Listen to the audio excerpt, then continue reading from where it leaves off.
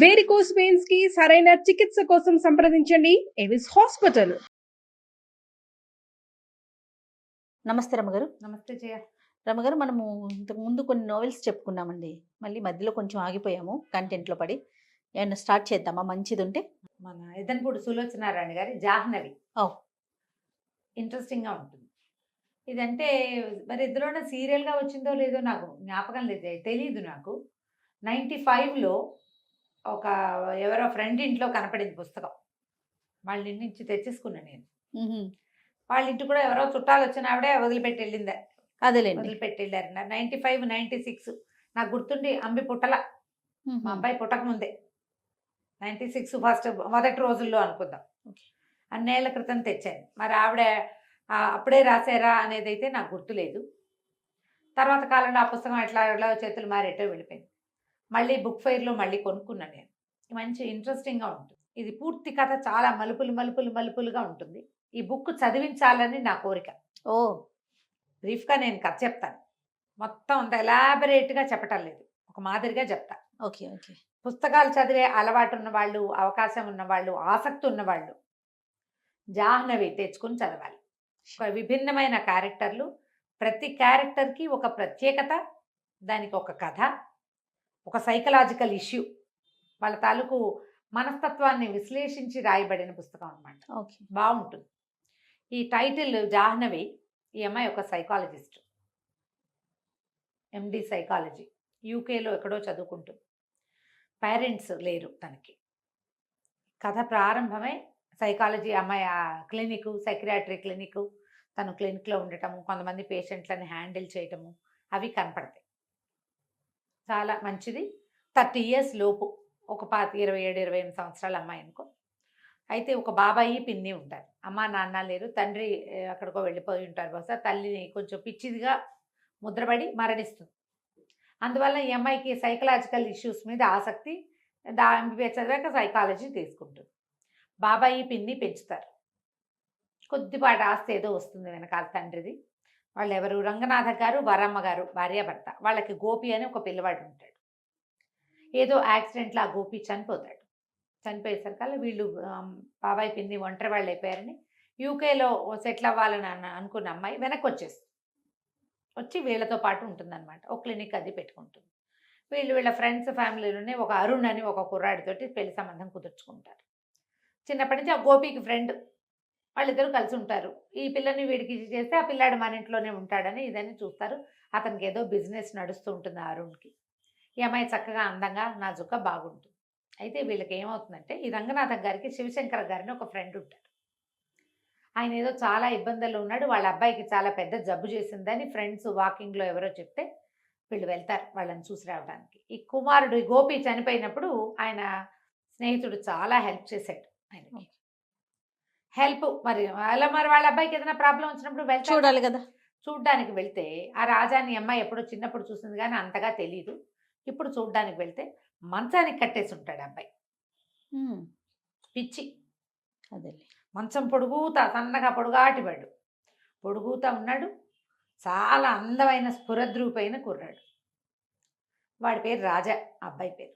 అతను నేను రాజాని కానంటాడు, నా పేరు రవి అంటాడు. తండ్రిని గుర్తుపట్టట్లా. ఆయనేమో పొగిలి ఏడుస్తాడు. విపరీతంగా దుఃఖం అనుభవిస్తున్నాడు తండ్రి. ఏం చెయ్యాలో తెలియదు. డాక్టర్ సైకాట్రిస్ట్ ఒక ఆయన ఉన్నాడు, మామూలు డాక్టర్ ఉన్నాడు, నర్సు ఉంది.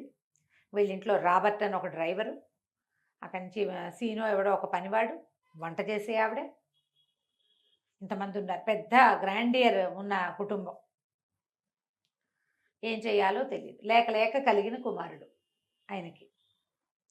సరే, ఈ జాహ్నవి ఈవిడ సైకాలజిస్ట్ కదా, కానీ సైకాలజిస్ట్ అని పరిచయం చేయకుండా ఫ్రెండ్ కూతురు అని పరిచయం చేస్తారు అతన్ని హ్యాండిల్ చేయడానికి. ఓకే.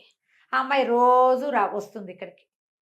మెల్లిగా ఆ కుర్రాడు ఈ అమ్మాయికి అలవాటు పడతాడు. అమ్మాయి రావడము, దాని ప్రెజెన్స్, దాని మాటలు, పిల్ల అందంగా ఉంది, మృదువుగా మాట్లాడుతుంది, పైగా పేషెంట్లను హ్యాండిల్ చేయడం వచ్చు కదా. అవును కదా. ఆ హ్యాండిలింగ్లో వీళ్ళిద్దరూ ఒకళ్ళకొకళ్ళు కొంచెం స్నేహం అవుతారు. అయితే ఏమవుతుంది, బయటికి తీసుకెళ్తానంటుంది ఒకరోజు. బయటికి తీసుకెళ్తానంటే సరే, అతను ఎట్లా చేస్తాడు, వాడికి డ్రైవింగ్ రాదు, అబ్బాయికి వచ్చు, వీడు మతిపోయింది అబ్బాయికి, నేను అసలు రాజానే కానంటున్నాడు. ఏం చేసినా రాజాలాగా బిహేవ్ చేయటం అతను. రవి అని ఎవడో వేరే క్యారెక్టర్ లాగా చేస్తాడు. విపరీతంగా చదువుతాడు. వాళ్ళకి చాలా పెద్ద లైబ్రరీ ఉంది. పుస్తకాలు చదవటం వల్ల ఇలా అతిగా అయిపోయాడు అనుకుంటారు. బయటికి తీసుకెళ్తుంది. కార్ డ్రైవింగ్ చూస్తే ఆశ్చర్యపోతారు. వాడికి ఎంత చాకచక్యమైన డ్రైవింగ్. మతిపోయిన వాడికి అలా ఎలా వస్తుంది? ఒక పెట్రోల్ బంక్ దగ్గర ఒక కుర్రాడు కనపడతాడు. ఆ కుర్రాడు రవిబాబు ఫ్రెండ్ అని డ్రైవర్ చెప్తాడు. ఇతను చూడగానే గబుక్కుని దగ్గరకు వస్తాడు. అతను వచ్చేసరికల్లా అతను కావలించుకోపోతాడు. పటాపటా కొట్టేస్తాడు ఈ అబ్బాయి. ఏంటి అసహ్యంగా మీద పడి కావలించుకుంటే ఎవడరా నువ్వు అంటాడు. అనేసరికి అర్థం కాదు. వీళ్ళిద్దరు క్లోజ్ ఫ్రెండ్స్ అయినప్పుడు వీడు మతిపోయినా కూడా నాన్నని వాళ్ళని గుర్తుపట్టట్లేదు. ఓకే, ఫ్రెండ్ని కూడా గుర్తుపట్టట్లే వాడు. సరే ఇంటికి తీసుకొస్తుంది. ఈ అమ్మాయికి ఎందుకు అనుమానంగా ఉంటుందంటే వాడు ఆశ్చర్యపోవటము, ఇదేంటి వీడు ఇలా ఉన్నాడు అనేవాడు డైలాగు ఈ అమ్మాయికి విచిత్రంగా ఉంటుంది. కనుక్కోవడానికి వెళ్తుంది. వెళ్తే అతను చెప్తాడు, వీడు 100% రాజా కాదు. ఎందుకంటే రాజా నేను బాయ్ ఫ్రెండ్ గర్ల్ ఫ్రెండ్. వీడు మగవాడు. వీడు 100% రాజా కాదు. వేరే ఎవరో వ్యక్తి రాజా వేషంలో వీళ్ళ ఇంట్లో ఉన్నాడు. వాడు హోమో. ఈ కనపడుతున్నవాడు అలాంటి వాడు కాదు. అలా ఎలా మారిపోతారు? పోలికలు అవి ఉంటాయి, తత్వం మారదు కదా. ఈ అమ్మాయికి అనుమానంగా ఉంటుంది. ఇంతలో ఏదో ఒక కేసు ఒకటి బయటపడుతుంది. ఎంత ట్రై చేసినా ఈ అబ్బాయిని రాజాని చేయలేకపోతారు వీళ్ళు. కొద్ది రోజులకి ఈ కుర్రాడికి రాజాకి తెలిసిపోతుంది ఈ అమ్మాయి డాక్టర్ అని. తనని ఒప్పించడానికి ట్రై చేస్తున్నారని. వచ్చి బాగా కొట్టేస్తాడు. నువ్వు డాక్టర్వి, నన్ను మోసం చేయబోయావు అంటే అప్పుడు అమ్మాయికి తెలుస్తుంది తన హోమో అని ఉన్నది కదా. వీడు ఆడపిల్లని కావలించుకుంటే వీడి బిహేవియర్లో తేడా వచ్చేసింది. వీడు అలాంటి వాడు కాదు. గ్యారంటీగా వీడు ఇంకొకడు. నువ్వు ఎవరు ఏమిటి అని అడిగితే వాడేం చెప్తాడు, నేను ఎక్కడో చిన్న కుటుంబంలో పెరిగాను, మా అమ్మ నాన్న కన్నడ వాళ్ళు, మాకు తెలుగు కూడా వచ్చు, నేను ఎవరి దగ్గర పనిచేసేవాడిని, వాళ్ళ అమ్మాయి నా మీద మనసు పడిందని అక్కడి నుంచి పారిపోయాను. ఇక వాడికి ఒక స్పెషల్ స్టోరీ ఉంది. అదేలేండి. ఇప్పుడు ఇక్కడ స్టోరీ ఏంటి, శివశంకరం గారు బాగా కోటీశ్వర్లు, వాళ్ళకి ఒకడే అబ్బాయి. వాడు ఏదో చదువుకున్నాడు, పుస్తకాలు చదువుకుంటాడు, ఫ్రెండ్స్తో కొంచెం తిరుగుతాడు, పెళ్ళి వద్దంటున్నాడు, పెళ్లి సంబంధాలు చూస్తే నాకు పెళ్ళి వద్దంటున్నాడు. వాడు రహస్య జీవితం ఉంది వాడికి ఒకటి. వీడు చూస్తే వీడికి రహస్య జీవితం లేదు, వీడిదంతా ఓపెన్ హిస్టరీ. వీడు అటువంటి వాడు కాదు. ఇంతలో ఒక హత్య నేరం ఒకటి బయటపడుతుంది. ఆ హత్య ఏమిటి, సముద్రంలో ఒక బాడీ దొరికింది. ఆ చచ్చిపోయిన వాడు థియోసాఫికల్ సొసైటీ మెంబర్ అని, వాడి పేరు రవి అని బయటపడుతుంది. ఓహో. ఇప్పుడు ఈ కథ అంతా ముగిసేసరికల్లా ఇక్కడ రాజా రూపంలో ఉన్నవాడు రాజా కాదు, వీడే రవి. అంటే వాడు చచ్చిపోయిన వాడు రాజా అనమాట. పోలికలు ఒక రకంగా ఉన్నాయి. హత్యా నేరం పడుతుంది ఈ అబ్బాయి మీద. ఇతనే చేసినట్టు. పోలీసులు అరెస్ట్ చేస్తారు. అరెస్ట్ చేసరికల్లా వీడు తన లిస్ట్ అంతా చెప్తాడు, ఎవరెవరి ఇంట్లో తను ఎక్కడెక్కడ ఉన్నాడు. ఒక బెంగాలీ వాళ్ళ ఇంట్లో ఉన్నాడు. అక్కడి నుంచి మద్రాసు వచ్చేసాను నేను, పన్నాలాలని ఒకళ్ళ ఇంట్లో ఉన్నాను. వాళ్ళ ఇంట్లో రాత్రి పడుకున్నాను నాకు తెలిసి. తెల్లవారేసరికి వీళ్ళ ఇంట్లో ఉన్నా. నా అంతటి నేను రాలేదు, నేను ఏ హత్య చేయలేదు. అసలు వాడెవడనో నాలాగా ఉన్నవాడిని నేను చూడలా, నాకు తెలియదు అంటాడు. వాళ్ళని అందరినీ పిలుస్తారు. ఆ జితేంద్ర రాయ్ వస్తాడు, ఆయన కూతురు వస్తుంది, పన్నాలాలు వస్తాడు. ఈ అమ్మాయి సాక్ష్యం చెప్పడానికి ఈ అమ్మాయిని కూడా. ఇంతలో వీళ్ళ అమ్మాయికి పెళ్లి కుదుర్చి పెట్టుకున్నారు కదా అరుణ్. ఈ అమ్మాయి ఈ రవి చుట్టూతా, ఈ పిచ్చి పేషెంట్ చుట్టూతా తిరిగి వీడి ఆకర్షణలో పడుతుంది. ఇతనికే ఇంపార్టెన్స్. అది ఒక ఛాలెంజింగ్ కేసు. ఇద్దరు వేరు వ్యక్తులని తెలిసాక ఇంట్రెస్ట్ తగ్గినా కూడా అంత మటుకు వీడి చుట్టూతా తిరుగుతుంది. అదేలే. కానీ ఆ కుర్రాడి మీద ఆసక్తి ఏర్పడుతుంది. వాళ్ళతో ఒక సాన్నిహిత్యం ఏర్పడింది కదా. అతనికేమో ఈ పెళ్లి అమ్మాయి పెళ్లి కాదనేలాగా ఉందని ఇష్టం వచ్చేస్తుంది. కొట్టుకుంటూ ఉంటారు, పోట్లాడుకుంటూ ఉంటారు. పిన్ని బాబాయికి ఏమో ఎట్లాగైనా ఈ పిల్లని అరుణ్కే ఇచ్చి చేయాలని ఉంటుంది, తమ కొడుకు స్నేహితుడు కాబట్టి. ఈ అమ్మాయికి ఈ రాజా రవి ఇద్దరు క్యారెక్టర్లలో ఒకడు ఉన్నాడుగా, వాడి ఆసక్తి ఉంటుంది. సరే, మొత్తానికి పోలీస్ కేసు. ఈ అమ్మాయిని కోర్టుకి సాక్ష్యానికి పిలుస్తారు. పిలిచేసరికల్లా వీడికి పెద్దగా చదువుని వాడు కూడా కదా రవి అన్నవాడు. పెద్ద చదువు లేదు, కానీ పెద్ద సొసైటీలో ఉండటం వల్ల అతనికి మంచి ఇంగ్లీషు, ఈ థియోసాఫికల్ సొసైటీలో తిరగటం వల్ల చక్కటి భాష, మంచి వ్యక్తీకరణ, భావ వ్యక్తీకరణ వచ్చింది. ఈవిడ చూస్తే ఎండి. పోలీస్ కేసులు చెప్తుంది. మొదటి నుంచి అతను నేను రాజాని కాననే చెప్పాడు. రాజాగా తను ప్రూవ్ చేసుకోవడానికి ఏమీ చేయలే ఒక్కసారి కూడా. రైట్ ఫ్రమ్ ద బిగినింగ్ నేను కలిసిన రోజు నుంచి ట్రీట్మెంట్ చివరి దాకా కూడా నేను రాజాని కాను. వాళ్ళు బట్టలు కుట్టిస్తే బట్టలు వేసుకుంటాడు, మంచి బట్టలు పెడతారు. ఎందుకంటే వాళ్ళిద్దరు ఒకే సైజు పిల్లలు. అదే వాడి బట్టలు ఉన్నాయి దేహేస్తారు, కొత్త బట్టలు వేసుకుని చక్కగా వాళ్ళతో బాగానే ఉంటాడు. కానీ ఆయన నాన్న గిన్న అండు, ఒప్పుకోడు. ఈ అమ్మాయి ఏం చెప్తుంటే మధ్యలో వీళ్ళిద్దరు సన్నిహితం అయినప్పుడు నువ్వు వాళ్ళతో ఒప్పుకుంటే అసలు ఇది విషయం ఏంటో మనకు అర్థం అవుతుందని చెప్తుంది. కొంచెం అంతకుముందు చిరతపులిలాగా పోరాటానికి దిగేవాడు కొంచెం తగ్గించుకుంటాడు. ఈ రెండో రోజున ఏమవుతుంది, మొదటి రోజు తను వెళ్ళి సాక్ష్యం చెప్తుంది. అతను వచ్చినా సరే అతనితో మాట్లాడుతుంది. ఎందుకంటే వాడు మంచి చరిత్ర ఉన్నవాడు కాదు, గత చరిత్ర. ఈ అరుణ్తో కలిసి వచ్చేసి వీడు ఆశ్చర్యపోతాడు, తనతో అంత స్నేహంగా ఉన్న అమ్మాయి ఇట్లా వదిలేసింది అని. ఇంటికి వచ్చేసాక మర్నాడు లాయర్ ఫోన్ చేస్తాడు, నువ్వు ఇవాళ రావాల్సింది, పన్నాలాలు మొత్తం కేసు అంతా తిప్పేశాడు. శివశంకరం గారి దగ్గర ఉన్న రాబర్ట్ అనే డ్రైవర్ ఉన్నాడు కదా, అతను ఇందులో ఇన్వాల్వ్ అయి ఉన్నాడు. అతను సాక్ష్యం ఏం చెప్పాడంటే, పన్నాలాలు చెప్పాడు ముందు, మా ఇంటికి వచ్చాడు రాబర్ట్ అనే ఒక అతను, మా అక్కయ్య కొడుకు అచ్చు ఇలాగే ఉంటాడని చెప్పాడు. మా ఇంట్లో ఉన్న రవిని చూసి ఆ రాజా ఫోటో కూడా చూపించాడు. వాళ్ళే ఏదో చేసి ఉంటారు. ఇప్పుడు రాబర్ట్ ఎవరు అని వెతికి ఆ రాబర్ట్ ఫోటో చూపిస్తే వీడే మా ఇంటికి వచ్చిన వాడు అని గుర్తుపట్టాడు. ఆ రాబర్ట్ని పట్టుకుంటే రాబర్ట్ ఏం చేశాడంటే, నాగరాజు అని ఒకడున్నాడు, మేమిద్దరం కలిసే వీళ్ళిద్దరు ఈ కుర్రాడు ఆ వాడు కలిసి మా బాబుగారు అబ్బాయిని చంపేశారని చెప్పాడు. వీడి చుట్టూతా ఇంకా బిగిసిపోయింది. వీడు ఇప్పుడు ఒక కోటీశ్వర్ల ఇంట్లో చేరాడు, ఇష్టం ఉండో లేకో. అక్కడ ఉండాల్సిన అబ్బాయి చచ్చిపోయాడు అంటే వీడే చంపేసి ఉండొచ్చు అనే అనుకుంటారు కదా. ఎన్ని మలుపులు తిరుగుతుందో జయ. ప్రతి చోట ఒక బలమైన క్యారెక్టర్ ఉన్న కుర్రాన్ని చూపించడానికి ఎంత బాగా ట్రై చేస్తారు. ఆ అమ్మాయి డాక్టర్గా ఉండి మంచి ఆలోచన పటిమ ఉండి ఎట్లా ఆకర్షితులవుతారో చూపిస్తారు. చాలా వివరంగా భలే బ్రహ్మాండంగా ఉంటుంది కథ. నేను చకచకా చెప్పేస్తాను. అవును. అయితే కథ చదువుతుంటే ఒకసారి చదివితే మాత్రం బాగా అర్థం కాదు, రెండోసారి చదవాలి. అంత బాగుంటుంది, బాగా పట్టుగా కూడా రాస్తారు.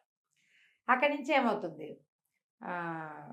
కుర్రాడికి శిక్ష పడే పరిస్థితి వచ్చేస్తుంది. ఇంతలో ఈ శివశంకర్ గారు సూసైడ్ చేసుకుంటారు. ఈ రవిని వదిలేస్తారు. ఆయన ఒక ఉత్తరం రాస్తాడు. ఆయన రాసిన ఉత్తరంలో ఉంటుంది అసలు కథ, అసలు ఇక్కడ ఏం జరిగింది అని.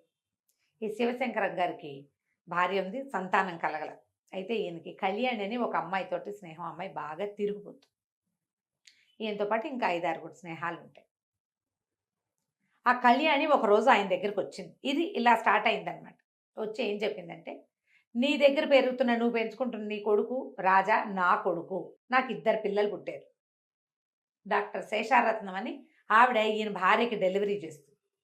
అదే రోజున ఈ కళ్యాణి కూడా డెలివరీ అయింది. నీ భార్యకి వికృతి శిశువు పుట్టింది, ఆడపిల్ల, దాన్ని పారేశారు వాళ్ళు. పిల్లలు అప్పటికే 4 కాన్పుల్లో పిల్లలు పోగొట్టుకుని ఉంది, నీ భార్య చచ్చిపోతుందని నాకు పుట్టిన ట్విన్స్లో ఒక పిల్లవాడిని నీ భార్యకి అప్పచెప్పింది శేషారత్నం. ఓహో, ఈయనేమో ఈ శేషారత్నం ఈ డెలివరీ సరిగ్గా చేయండి, మిమ్మల్ని అమెరికా పంపిస్తానని చెప్పాడు ఈయన. అవి పిల్ల చచ్చిపోయిందంటే ఈయన డబ్బులు ఇవ్వడు కదా, అదే. అందుకని ఆవిడ ఏం చేసింది, 2 మగ పిల్లల్లో ఒక పిల్లాన్ని ఇక్కడ అక్కడ పెట్టింది. ఇక్కడ పెట్టాను. రవి నా దగ్గర 5 ఏళ్ళు వచ్చేదాకా నాతోటే ఉన్నాడు. తర్వాత నన్ను నాయర్ అని ఒక ఫ్రెండ్ పిలిచాడు, నేను వాడితో వెళ్ళిపోయా. ఈ పిల్లాన్ని ఒక కన్నడ ఫ్యామిలీకి అప్పచెప్పాను. వాడు ఎక్కడున్నాడో నాకు తెలీదు. నాకు ఇప్పుడు 20 ఏళ్ళు జైల్లో ఉన్నాను నేను.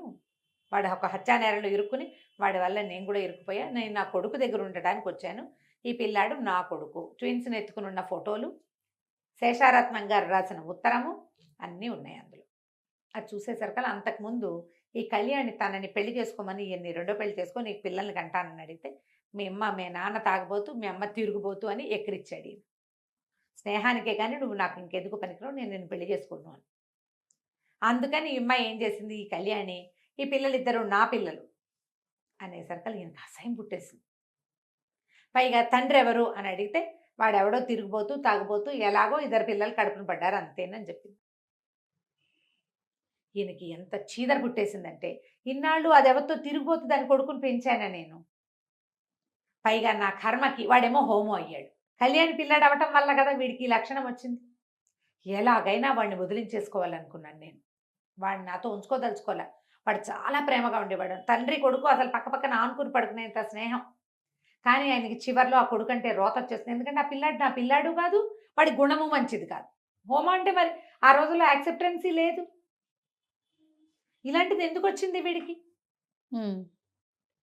వంశం ముందుకెళ్ళదన్న బెంగ మొన్నటిదాకా ఉండేది. ఇప్పుడు అసలు ఆ కొడుకే నా కొడుకు కాదని కాదు నాకు కదా. తెలిసిపోయింది. నేనేం చేయాలో నాకు తెలియలేదు. మద్రాసు వెళ్ళాం మేము. వాడు కూడా నాతో పాటు వచ్చాడు. మద్రాసు బీచ్‌లో నిన్ను చూసాం. ఈ రవికి రాస్తాడనమాట ఆయన ఉత్తరం. అదే పోలికల్లో ఉన్న కుర్రాడు కనపడేసరికి మేము మా వాడిని డిస్పోజ్ చేసేసి, వీడిని ఇచ్చేసి, వీడిని ఇరికించి ఈ పిల్లల నుంచి తప్పించేసుకోవాలనుకున్నాను నేను. కళ్యాణి పిల్లల నుంచి నా జీవితాన్ని పూర్తిగా విముక్తి చేసేసుకోవాలనుకున్నా. స్వయంగా నా చేతులతో నేనే రాజాని చంపేశాను. అయ్యయ్యో! చంపేశారు. చంపేశాక ఈ రాబర్ట్ ఏం చేశాడు, ఒక బాక్స్‌లో పెట్టి బాడీని డిస్పోజ్ చేశాడు. పన్నాలాల ఇంట్లో నిద్రపోతున్న రవిని తీసుకొచ్చేసారు. తీసుకొచ్చేసారు. ఒకవేళ అది బయట పెడితే మేము ఎవరో అనామకుడు రోడ్డు మీద తిరుగుతున్నాడు అనుకున్నాం. కానీ వాడు అనామకుడు కాదు. థియోసాఫికల్ సొసైటీలో మెంబరు. వాడు చాలా ప్రముఖమైన వాడే. అదంతా బయటపడేసరికల్లా ఇలా అయింది. తీరా కొద్ది రోజులు గడిచేసరికల్లా నాకు శేషారత్నం ఉత్తరం రాసింది. ఏమని? ఆ పిల్లలు నీ పిల్లలే అని. కళ్యాణి ఆవిడకి చెప్పింది, శివశంకరానికి పుట్టిన పిల్లలే వీళ్ళు, కానీ నేను పగ కొద్దీ చెప్పాను అని. ఈయన కళ్యాణిని కూడా చంపేశాడు. మందులో నిద్ర మాత్రలు కల్పిస్తే ఇక్కడ తాగేసి ఇంటికి వెళ్ళి చచ్చిపోయింది. మంది ఎక్కువై చచ్చిపోయింది అనుకున్నారు. ఆ ఫోటోలు ఉత్తరాలు అన్నీ వెళ్ళి రాబర్ట్ వెళ్ళి కనెక్ట్ చేసుకొచ్చి మొత్తం ఫోటోలన్నీ తగలబెట్టేశారు. సాక్ష్యాలు లేవు. నేను ఒక్కడనే సాక్ష్యం. నా చేత్తో నేను పెంచిన నా కన్న కొడుకుని నేనే చంపేశాను. నిన్ను తీసుకొచ్చి ఈ నరకంలో పెట్టాను. ఇప్పుడు నువ్వు మొహం కూడా చూడని నీ కవల సోదరుని నువ్వే చంపినట్టుగా అయిపోయింది. నేను సమాజానికి మొహం చూపించలేను. నేను ఇన్ని రోజులు ఏడుస్తూ ఉండేవాడు ఆయన. ఎందుకంటే కొడుకుని చంపేసుకున్న కష్టం. ఈ రెండో పిల్లాడు తన పిల్లాడే, కానీ వాడు యాక్సెప్ట్ చేయడు. ఈ దుఃఖంతో నలిగిపోయాను. ఇంకా నిన్ను ఈ శిక్ష నీకు వెయ్యను, నేనే చచ్చిపోతున్నానని ఆయన ఉత్తరం రాసి ఒకటి కాపీ టు జడ్జి గారికి ఒకటి పంపించి, పోలీస్ స్టేషన్ కూడా పంపించి, మూడో కాగితం కొడుకు పంపిస్తాడు. ఆ ఉత్తరం అప్పచెప్తాడు ఈ జాహ్నవికి, డాక్టర్కి. ఉత్తరం అంతా చూసి ఆశ్చర్యపోతుంది. మనుషులు ఎంత వింతగా ఉంటారు. అంతే కదా. ఆయన తాగుబోతూ తిరిగిపోతూ అయిన కళ్యాణిని నమ్మాడు. తన 27 ఏళ్ల పెంపకాన్ని నమ్మలేకపోయాడు. అవును. హోమో అయితే తన కొడుకు కాకుండా పోతాడా? వాడికి ఏదో ఒక లక్షణం ఏర్పడింది. దానికి ఎవరు ఏం చేయలేరు కదా. తన కొడుకే కదా. అంతేగా. తన పిల్లాడు కాకపోతే పెంచుకున్న పిల్లాడిని ఉంచుకోరు. రక్తం మీద అంత నమ్మకం ఏమిటి? ఎంత తెలివి తక్కువ పని. చివరికి కొడుకుని తనే పొడిచి చంపేసి వాడు ఆశ్చర్యపోయాడు. నేను రాస్తాడనమాట, వాడి మొహంలో దెబ్బతిన్నప్పుడు, డాడీ నువ్వు నన్ను ఎందుకు చంపుతున్నావు అన్న వాడి ప్రశ్నలు నిండిన వాడి మొహాన్ని చచ్చేదాకా మర్చిపోలేకపోయాను నేను. ఓ చెంపకాయ కొడితేనే పిల్లలు మనకేసి ప్రశ్నిస్తారు, మన మొహం చూస్తారు. ఆ మొహం మర్చిపోగలమా? ఈ దుఃఖంతో ఈ ఉత్తరం రాసేస్తాడు ఆయన. దాంతో వదిలేస్తారు. ఆస్తంతా ఈ అబ్బాయి పేరు మీదకి ట్రాన్స్ఫర్ అయిపోతుంది. ఆయన రాసేస్తాడు మొత్తం ఆస్తంతా. తర్వాత ఇతను వచ్చి ఫీజు ఇస్తాడు జాహ్నవికి. నువ్వు నన్ను ట్రీట్ చేసినందుకు 1000 రూపాయలు రాసి ఇస్తాడు. ఇచ్చేసరికల్లా ఇంతేనా అని అడుగుతుంది. ఇంతేనా, 1000 రూపాయలేనా నా ఫీజు అంటే, నేను మరి నా దగ్గర ఇంతే ఉంది, సంపాదించాక మిగిలిన ఫీజు ఇస్తానంటాడు. ఆ కోట్లు ఉన్నాయి మీ నాన్న ఇచ్చినవంటే, నాకు అవేం వద్దు, నేను అవి తీసుకోను. పిల్లలకి డబ్బు ఎప్పుడు కావాలి? పెంపకం కావాలి. ఇప్పుడు ఎందుకు నాకు డబ్బు? నేను సంపాదించుకోగలను కదా. చిన్నతనంలో నాకు అవసరం. మా అమ్మ మా నాన్న ఇద్దరు నన్ను వదిలేశారు. ఆవిడెవరు 5 ఏళ్ళు పెంచి ఎవరి దగ్గర వదిలేసింది. వాళ్ళు కొన్ని రోజులు ఉంచుకుని వాళ్ళు వదిలేశారు. గాలికి ధూళికి పెరిగాను నేను. ఈయన దగ్గరికి వస్తే ఈయన ఎంతసేపు రాజా రాజా అన్నాడు, కానీ నన్ను రవనలేదు మా నాన్న. తలకొరివి పెట్టే ఆయనకు పుట్టినందుకు. అంతే. చివరి రోజుల్లో అయినా నన్ను దగ్గర ఉంచుకున్నాడు, బట్టలు కుట్టించాడు, అన్నీ చూశాడు. కానీ నన్ను రాజాని చేయడానికి ట్రై చేశాడు రవి నుంచి. నువ్వు కూడా అమెరికా వెళ్తున్నావు కదా, కంగ్రాచులేషన్స్, అరుణ్ తోటి అమ్మాయి పెళ్ళి అనుకుంటాడు. సరే, రేపు 2-3 రోజుల్లో అమెరికా ఎక్కడికో వెళ్ళబోతోంది, ఫారిన్. సరే, అందరూ ఎయిర్పోర్ట్కి వెళ్తారు. చాలామంది వస్తారు అమ్మాయిని సీ ఆఫ్ చేయడానికి. ఇతను కూడా ఆగ మేఘాల మీద పరిగెత్తుకొస్తాడు ఈ రవి. పువ్వులు గుర్తిస్తాడు, బాన్ వాయేజ్ అని రాస్తాడు దాని మీద. ఫ్లైట్ వెళ్ళిపోతుంది. ఈ అమ్మాయి ఎయిర్పోర్ట్ నుంచి బయటకు వస్తుంది. ఆ బయట కారులో కూర్చుని ఉంటాడు ఇతను. నిర్ఘాంతపోతాడు. నువ్వు ఎందుకు వచ్చావు, వెనక్కి వచ్చావు ఏమిటంటే, నేను అసలు వెళ్ళటమే లేదు, అరుణ్ని సీ ఆఫ్ చేయడానికి వచ్చాను. మరి పెళ్లి చేసుకోమంటాడు. పెళ్లి చేసుకోను, నేను పిచ్చి అబ్బాయిని ప్రేమించాను, అబ్బాయి ఏమో నన్ను వదిలిపెట్టి వెళ్ళిపోతానంటున్నాడు. అరుణ్కి నాకు ఎప్పుడు పొసగలేదు ముందు నుంచి. ఇప్పుడు పొసిగేలా కనపడలేదు అంటే కావలించుకుంటాడు. నాకెవ్వరు లేరు, నువ్వు ఒక్కదానివే నాతోటి ఉన్నావు. పిచ్చిగా ఉన్నప్పుడు కూడా మిగిలిన వాళ్ళంతా అతన్ని మార్చడానికి ట్రై చేశారు. ఈ అమ్మాయి ఒక్కతే అతని మాట నమ్మిందనమాట.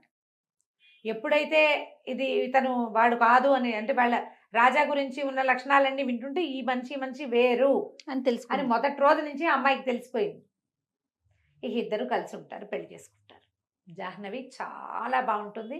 ఆ అమ్మాయి క్యారెక్టరు, శివశంకరం గారి క్యారెక్టరు, అరుణ్ క్యారెక్టరు. ఈ రోజుల్లో మగపిల్లలు ఎలా అమ్మాయిలను తన చుట్టూ తిప్పుకోవాలనుకుంటారు. అమ్మాయికి ఒక ప్రొఫెషన్ ఉంది, ఒక అంబిషన్ ఉంది, అవే ఉండవు. ఆడపిల్లలాగా తన వెనకాల తిరగాలనుకుంటాడు. ఈ రాజా రవి 2 క్యారెక్టర్లు. రవి క్యారెక్టర్ దేనికదే ప్రతి క్యారెక్టర్ని ఎస్టాబ్లిష్ చేస్తారు వివరంగా. పూర్తిగా వాళ్ళ మనస్తత్వాన్ని కాచి వడబోసి ఒక క్యారెక్టర్, దాని లక్షణం, దాని తీరు, ఒక్కసారి కూడా ఆ క్యారెక్టర్ని దాటి ప్రవర్తించకుండా పాత్రల తాలూకు సంభాషణ. ఈ అమ్మాయి క్యారెక్టర్ ఎక్సలెంట్గా ఉంటుంది, చాలా బాగుంటుంది. అమ్మాయి వాళ్ళ అమ్మ పిచ్చిదై చనిపోతుంది. కొడుకుని పోగొట్టుకున్న వరమ్మ గారు వీళ్ళ పిన్ని, ఆవిడ దుఃఖము అవన్నీ అమ్మాయికి అర్థమవుతుంటాయి. అలాగే ఇప్పుడు తన ఒరిజినాలిటీని కోల్పోయిన ఈ రవి క్యారెక్టర్ అమ్మాయికి అర్థమవుతుంది. తను ఎట్లా ట్రీట్ చేసింది ఇతన్ని, అతనితో ఎట్లా మాట్లాడి కన్విన్స్ చేసిందో. కొన్ని సంభాషణలు అయితే ఎక్సలెంట్గా ఉంటాయి. కథ ఇంతే. దొరికితే పుస్తకం కొనుక్కొని చదవండి. ఈ జాహ్నవి తప్పకుండా సూపర్గా ఉంటుంది. కథ కూడా ఇంత ఇంట్రెస్టింగ్ గా ఉంది. అవును, అసలు ఈ తండ్రి చంపేసి ఉంటాడని ఊహించాలి. అసలు ట్విస్టుల మీద ట్విస్టులు. చాలా బాగుంది. నమస్తే.